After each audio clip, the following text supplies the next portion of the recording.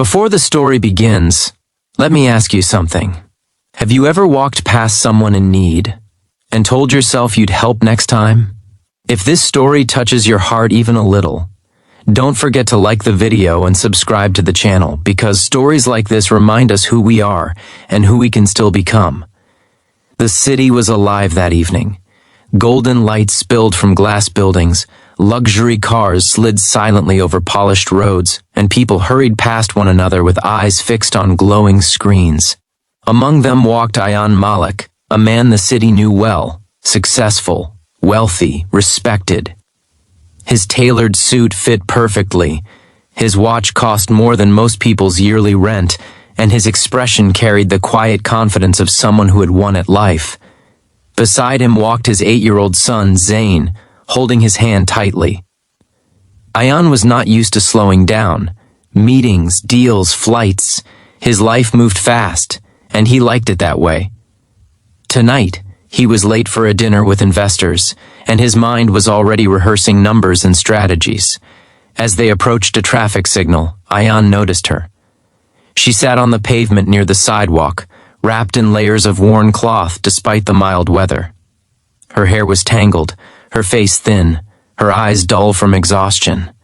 A small metal bowl rested near her feet with a few coins inside. A beggar. Ayan's grip tightened slightly on Zain's hand as he instinctively guided him to the other side. "Come on," he muttered. "Don't stare." But Zain slowed down. "Dad," the boy said softly, "she looks cold." Ayan didn't stop walking. "Many people do," he replied. "We can't help everyone."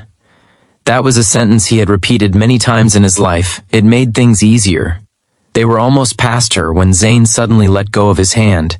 "Dad, wait." Ayan turned, irritated. "Zain, we're late." But his son wasn't looking at him. Zain had stopped completely. He stared at the woman on the ground as if the world around him had disappeared. His small face went pale, his lips parted, and his eyes filled with something Ayan couldn't immediately recognize. Then Zain spoke. In a trembling voice loud enough to cut through the noise of the street, he said, "Dad, that's Mom." The world stopped. Ayan felt his chest tighten as if someone had knocked the air out of him. "What did you say?" he asked sharply. "That's Mom," Zain repeated, his voice shaking. "I remember her." Ayan laughed once, short and nervous. "Don't be ridiculous, your mother." But the words died in his throat as he turned and really looked at the woman. She had lifted her head now, drawn by the sound of the boy's voice. Her eyes met Ayan's, and in that moment the city faded away. Those eyes, he knew them. They were older, tired, rimmed with pain, but they were unmistakable. Sarah, the woman he once loved, the woman who gave birth to his son, the woman he believed had disappeared from his life forever. The beggar slowly stood up, her body unsteady. Her gaze locked onto Zain, and her hand trembled as she reached out, then stopped herself. "Zain?" she whispered. Ayan's knees weakened. "No," he said hoarsely. This isn't possible." But the past was already rushing back, unstoppable. Years ago, Ayan Malik had not always been rich. He and Sarah met when they had nothing but dreams. She was warm, gentle, endlessly patient.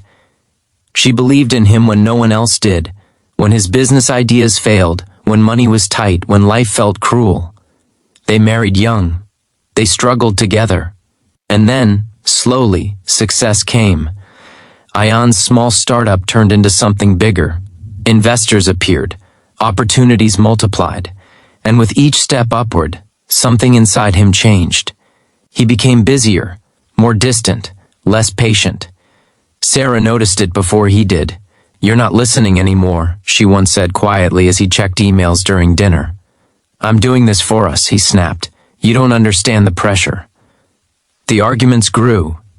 The warmth faded. And then came the worst moment of all. The night Ayan accused her. Money had gone missing from their account, money he needed urgently. He came home furious, tired, and blinded by stress. "You took it," he said coldly. Sarah stared at him, shocked. "What?" "No, Ayan, I would never." "Then where is it?" he demanded. She cried. She begged him to believe her. He didn't. The next morning, she was gone. She left no note, no explanation, only silence. Ayan told himself she had abandoned them. He told himself she was weak. He told himself he was better off without her, and life moved on, or so he thought. Back on the sidewalk, reality crashed down on him. "Sarah," Ayan whispered. She nodded slowly, tears spilling down her cheeks. "I never left you," she said softly. "I was forced out." Ayan frowned. "What do you mean?" She took a shaky breath. "That night, your business partner came to the house after you left. He said you knew. He said I had to leave or things would get worse." Ayan's heart pounded. "My partner," he repeated. "He took the money," she continued. "I found out later, but by then I had nowhere to go. I was pregnant, scared, and alone." Ayan staggered back as if struck. "Pregnant? With Zayn?" he asked. She nodded. "I tried to find you, but your number changed, your office turned me away. Eventually, life just kept breaking me." Zayn stepped forward, clutching her hand. "Mom," he said, crying openly now. "I knew it was you." Sarah dropped to her knees and pulled him into her arms, sobbing. People around them had stopped. Strangers watched silently, sensing something sacred unfolding. Ayan stood frozen. For the first time in years, his success felt meaningless.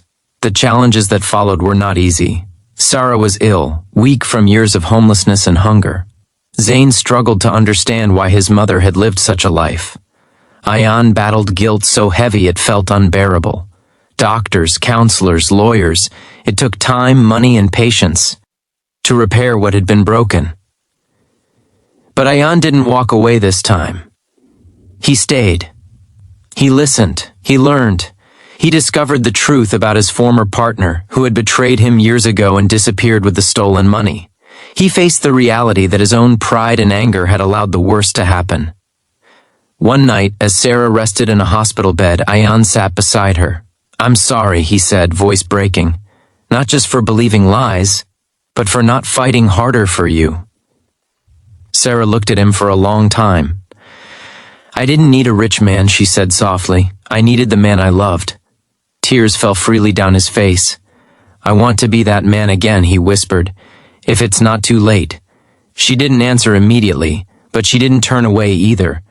Months later, the city still moved fast, but Ayan walked slower now. He made time. He noticed people. He stopped when someone asked for help, and sometimes he and Zayn would sit together near the same sidewalk where everything changed, quietly giving food and listening to stories.